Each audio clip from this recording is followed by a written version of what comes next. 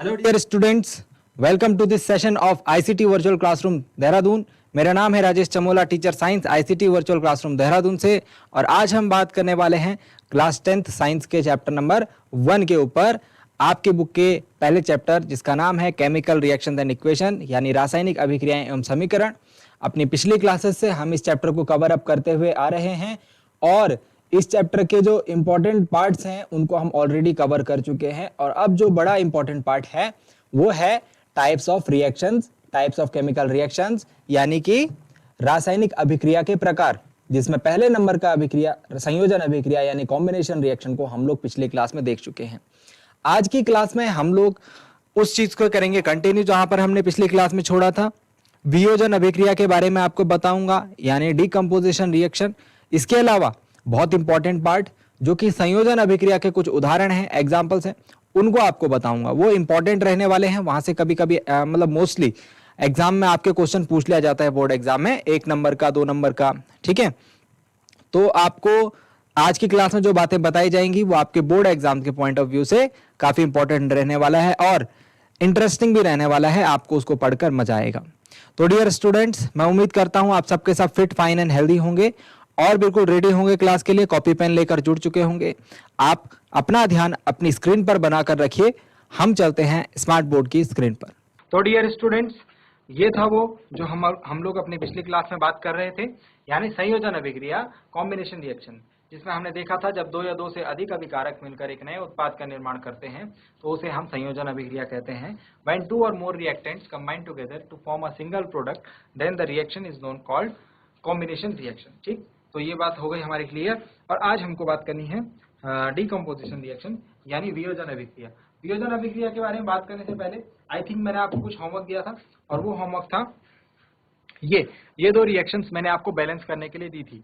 तो इनकी जो संतुलित रासायनिक समीकरण है वो मैं यहाँ पर लिख दे रहा हूँ। संतुलित रासायनिक समीकरण, जब आपने इसको संतुलित किया होगा तो यहाँ पर 2 आया होगा, और जब आपने इसको संतुलित किया होगा तो आई थिंक 2 है, इधर 1 है।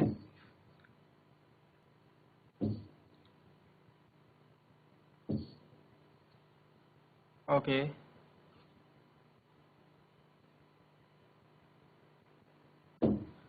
इसको रिमूव कर दीजिए। एंड ये आई थिंक ये होगी आपकी संतुलित रासायनिक समीकरण। ठीक है, तो ये आपको जो क्वेश्चन दिए थे मैंने अपनी पिछली क्लास में, ये उनके आंसर्स हैं। रासायनिक समीकरण मैंने संतुलित करने को दी थी, तो संतुलित करने के बाद ये कुछ इस तरह की दिखाई देनी आपको चाहिए। ठीक है, तो इक्वल है, हाइड्रोजन यहाँ से 2 हो गए, 2 हाइड्रोजन ये हो गए, 2 to 4 हाइड्रोजन इधर हो गए, 4 इधर 4 इधर। देन उसके बाद ऑक्सीजन 2 1 2 हो गई, ऑक्सीजन 2 1 2 हो गई। ठीक है, और उसके बाद सोडियम 2 1 2 हो गई, और यहाँ भी सोडियम 2 1 2 हो गई। तो आई थिंक सब बैलेंस है। आई डोंट थिंक कि इसमें कुछ प्रॉब्लम हुई होगी आपको। आप इसकी प्रैक्टिस जरूर कीजिएगा। ठीक है बच्चों, इसकी प्रैक्टिस आप जरूर करना।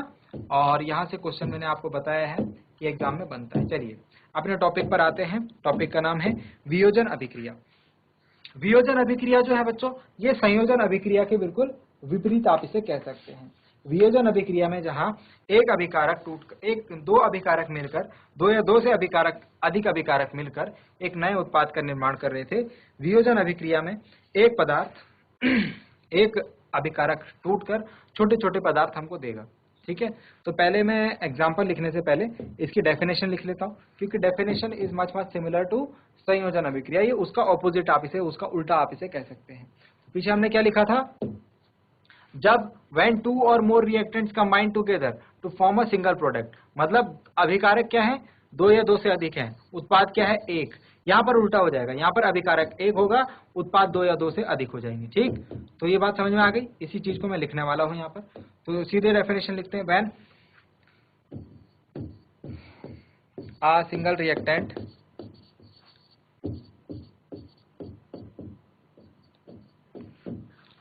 is decomposed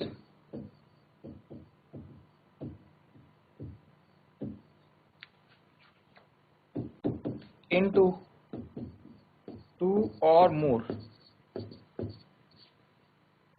simpler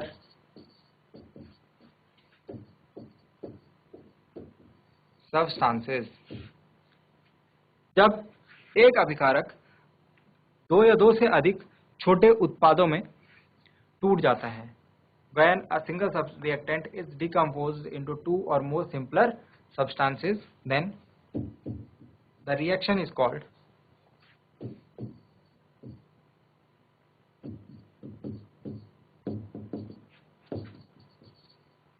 decomposition reaction. इसका क्या मतलब हुआ? इसका मतलब मैं नीचे लिख रहा हूं, decomposition reaction. आई थिंक मैं यहाँ पर छोटी छोटी मिस्टेक्स बना रहा हूँ, तो आई होप आप उन्हें इग्नोर करेंगे, ठीक है। कैपिटल स्मॉल ये आप लोग जो है अपने हिसाब से देखिए। चलिए, तो डिकम्पोजिशन रिएक्शन की हमने डेफिनेशन लिख ली है, ठीक। नेक्स्ट इसकी जो हिंदी में परिभाषा हो जाएगी, जब एकल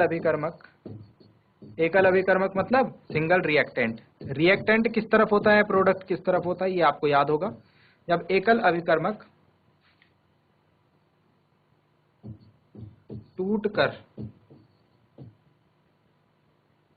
छोटे छोटे उत्पाद प्रदान करता है, यहाँ ऊपर सब्सटेंसेस की जगह भी आप उत्पाद प्रोडक्ट लिख लीजिए तो समझने के लिए आसान हो जाएगा। प्रदान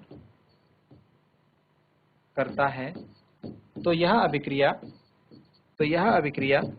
वियोजन अभिक्रिया कहलाती है, ठीक है। यहाँ पर बोला था मैं, सब्सटेंसेस लिखा आपने, ओके है, बट उसकी जगह पे आप इंस्टेड ऑफ दैट प्रोडक्ट लिख लीजिए, इनटू टू और मोर सिंपलर प्रोडक्ट्स, ठीक है। तो ये हो गया हमारी अभिक्रिया।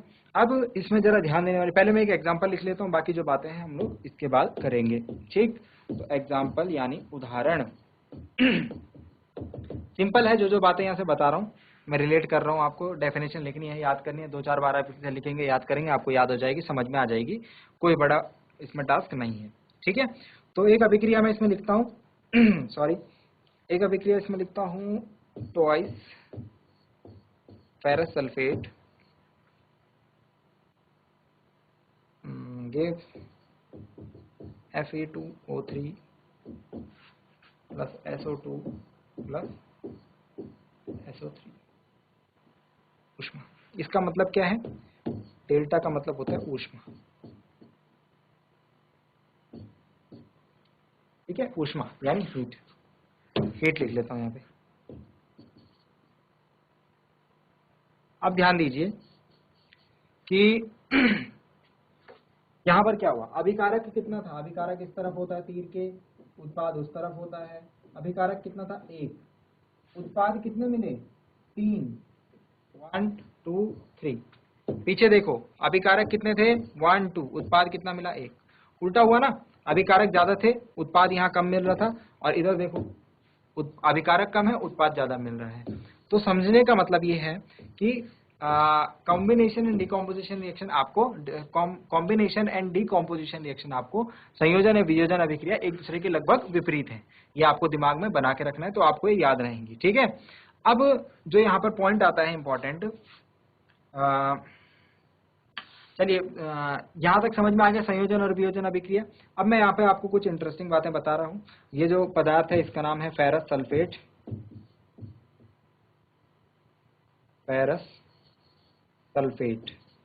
आयरन का सल्फेट है फेरस सल्फेट, और इसका नाम है फेरिक ऑक्साइड। देखो दोनों जगह आयरन है, लेकिन एक जगह हम फेरस लिख रहे हैं और एक जगह फेरिक लिख रहे हैं, तो ये चीजें भी आपको भविष्य में सीखनी है, ठीक है। ये सल्फर डाइऑक्साइड है और ये सल्फर ट्राइऑक्साइड है, ठीक है, गैसों के नाम है, ये दोनों गैसें हैं, and this one is in solid, ये ठोस है। चलिए अब क्या बात कर रहे थे हम, संयोजन अभिक्रिया के ऊपर। संयोजन अभिक्रिया मैंने आपको क्या बताई थी, ये बताई थी जब 2 या 2 से अधिक अभिकारक मिलकर एक नए उत्पाद का निर्माण करते हैं। तो संयोजन अभिक्रिया के अब आज मैं आपसे कुछ उदाहरण डिस्कस करूंगा, ठीक है। ये मैंने संयोजन अभिक्रिया वियोजन अभिक्रिया बता दिया, इतना समझ में आ गया। अब हम सिर्फ उदाहरण डिस्कस करेंगे, तो उदाहरण यहाँ पर बात कर रहे हैं। सबसे पहले नंबर 1, संयोजन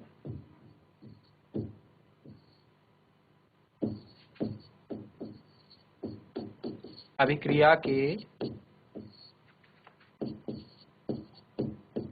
कुछ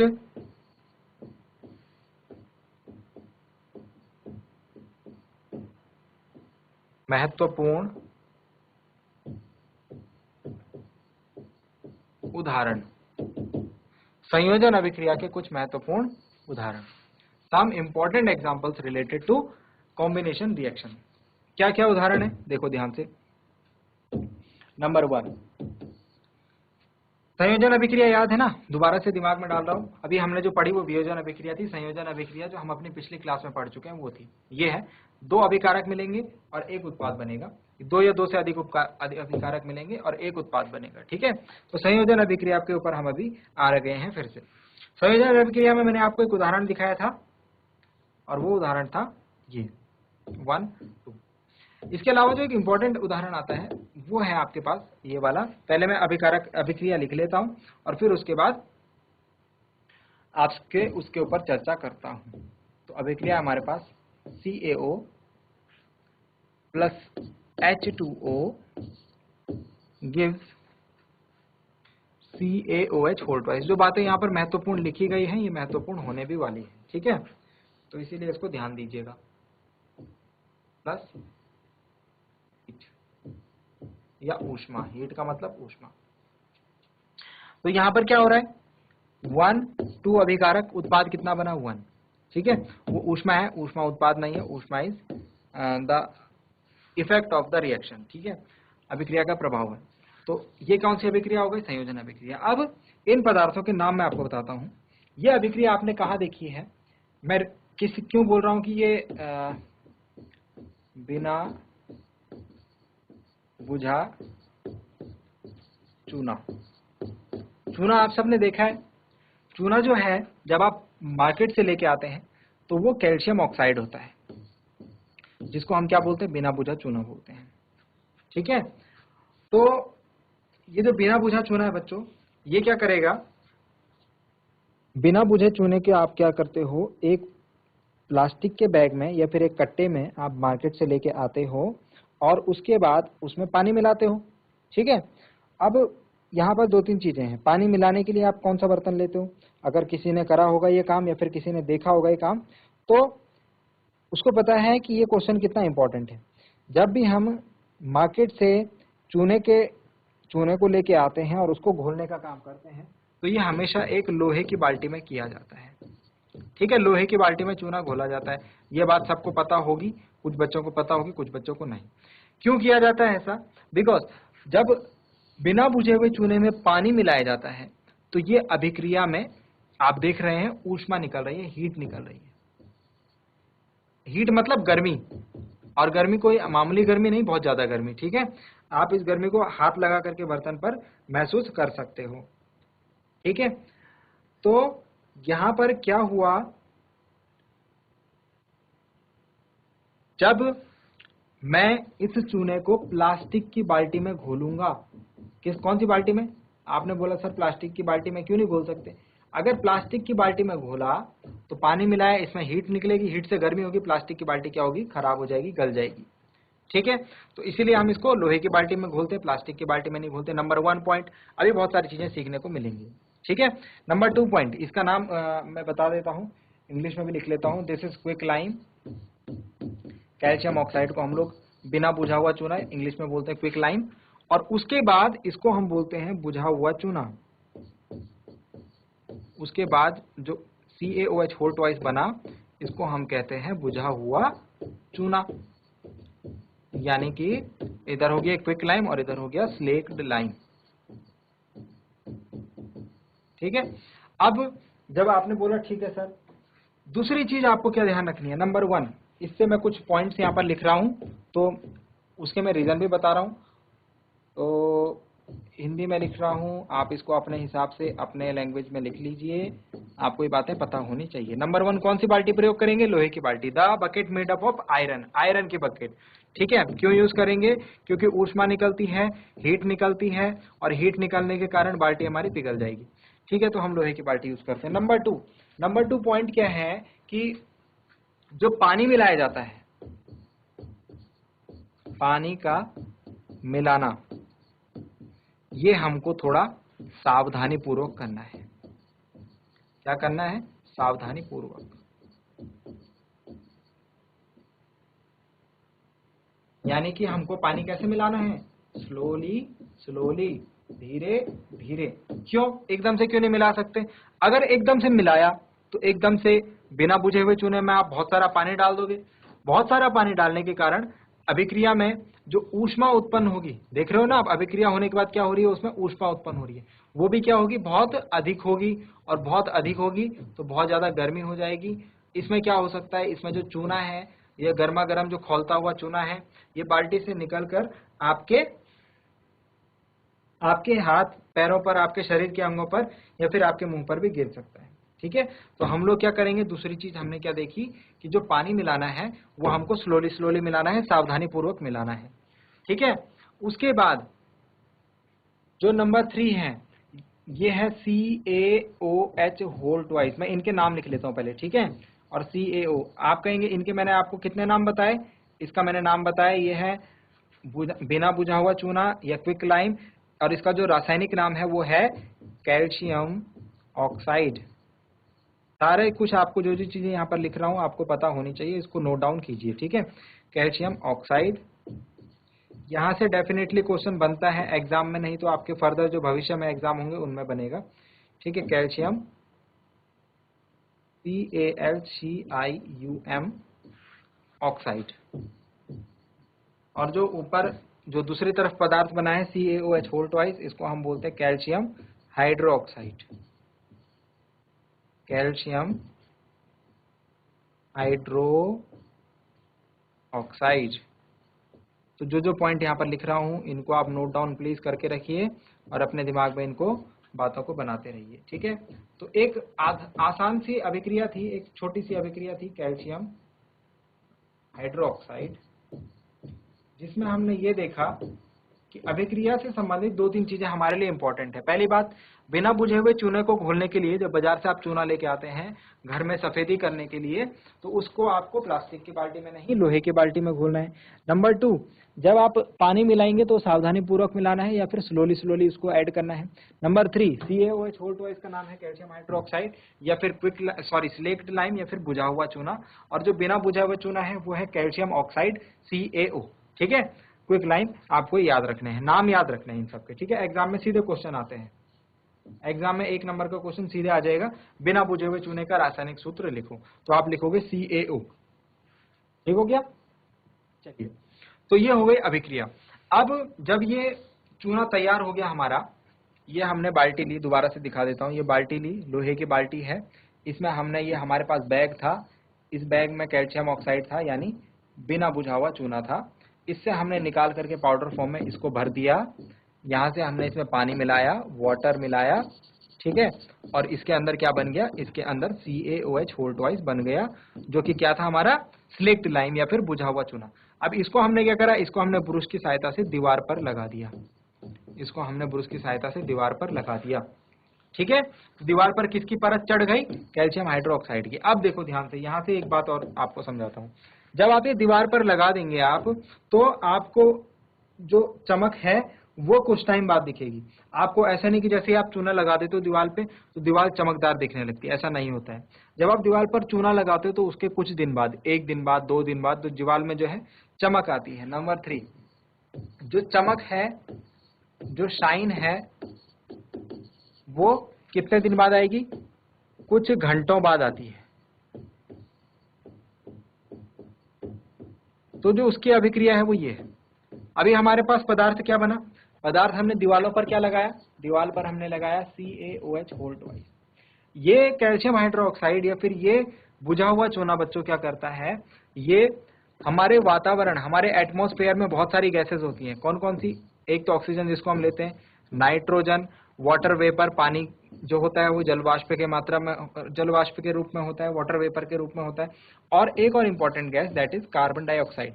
तो ये कार्बन डाइऑक्साइड गैस के साथ रिएक्शन करके एक नए उत्पाद का निर्माण करता है जो कि है कैल्शियम कार्बोनेट CaCO3। और ये जो CaCO3 है बच्चों, ये जो CaCO3 है, इसका नाम भी मैं यहाँ पर लिख लेता हूँ, इसका नाम है कैल्शियम कार्बोनेट, कैल्शियम कार्बोनेट। और यही कैल्शियम कार्बोनेट जो है ये दीवारों पर चमक के रूप में हमको दिखता है। ठीक है, तो हमने क्या लगाया, हमने ये लगाया सिलेक्ट लाइम या फिर बुझा हुआ चूना, ठीक है। ये कैसे बना ये मैंने आपको पीछे समझा दिया। और उसके बाद जो हमारे एटमॉस्फेयर में जो कार्बन डाइऑक्साइड गैस थी, कार्बन डाइऑक्साइड गैस, उसके साथ इसने रिएक्ट करा और रिएक्ट करने के बाद इसने कैल्शियम कार्बोनेट बनाया और इस कैल्शियम कार्बोनेट के कारण हमारे दीवारों पर चमक आने लगी। ठीक हो गया। तो चूना लाने से लेकर दीवारों पर चमक आने तक का काम हो गया, ठीक है। अब आपको एक और चीज ध्यान रखना है कि एक और नोट याद रखना है जो कि इंपॉर्टेंट है ऑल्सो, कि जो संगमरमर है, संगमरमर है उसका जो रासायनिक सूत्र है, ये भी संगमरमर का रासायनिक सूत्र अलग होता है, नाम अलग होता है, ठीक है। तो संगमरमर का रासायनिक सूत्र होता है CaCO3, जो ऊपर CaCO3 है। संगमरमर का पूछेंगे तो भी आपको CaCO3 लिखना है, और दीवारों पर चमक किसके कारण आती है तो भी आपको CaCO3 लिखना है, नंबर 1। नंबर 2 चीज, केमिकल फॉर्मूला, रासायनिक सूत्र, इसको मैं इंग्लिश में लिख रहा हूँ, केमिकल फॉर्मूला ऑफ संगमरमर का रासायनिक सूत्र, यानी केमिकल फॉर्मूला फॉर संगमरमर को हम लोग कहते हैं मार्बल का पत्थर, केमिकल फॉर्मूला फॉर मार्बल, ये है CaCO3, ठीक है। और केमिकल नेम, केमिकल फॉर्मूला तो हो गया CaCO3, ये जो कैल्शियम कार्बोनेट लिखा है ये मैंने केमिकल नेम लिखा है, आप इस चीज को ध्यान रखिएगा, ठीक है। आपसे क्वेश्चन पूछा जाता है केमिकल नेम क्या है, चलिए मैं नीचे लिख भी देता हूँ साइड में, नंबर 2 यहीं पे लिख देता हूँ। ये तो हो गया रासायनिक सूत्र, संगमरमर का रासायनिक नाम, संगमरमर का रासायनिक नाम, तो रासायनिक नाम में आप लिखेंगे कैल्शियम कार्बोनेट,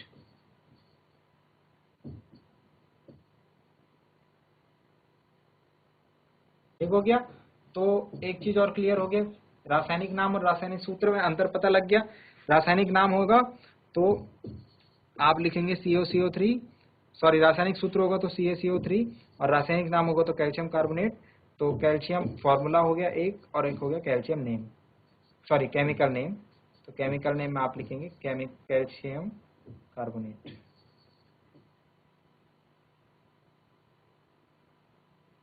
ठीक है। ये मैंने ऊपर भी लिखा है। तो ये हो गई पूरी प्रक्रिया एक संयोजन अभिक्रिया की। आई होप कि आप लोगों को इंटरेस्टिंग लगा होगा, आप लोगों को समझ में आया होगा और आपने इससे काफी कुछ सीखने को मिला होगा। देखिए स्टूडेंट्स, आज के जो मैंने पॉइंट आपको बताया है उसको समझाने का मेरा आपके पास एक ही मकसद है। सो डियर स्टूडेंट्स, आज के लिए इतना ही। मैं उम्मीद करता हूं जो बातें आपको बताई गई वो समझ में आई होंगी आपको, और इंटरेस्टिंग भी लगी होंगी। और समय की कमी के कारण आज की क्लास को हम यहाँ पर रोकते हैं। अगली क्लास को ठीक यहीं से करेंगे कंटिन्यू। जो चीज़ें आपको बताई गई हैं उनको घर में एक बार जरूर रिवाइज करें। मैं उम्मीद करता हूँ कि आपको आज की क्लास अच्छी लगी होगी। अगली क्लास में मिलते हैं स्टूडेंट्स एक नए और इंटरेस्टिंग टॉपिक के साथ। क्लास से जुड़ने के लिए आप सभी का बहुत बहुत धन्यवाद। Thank you very much and have a nice day.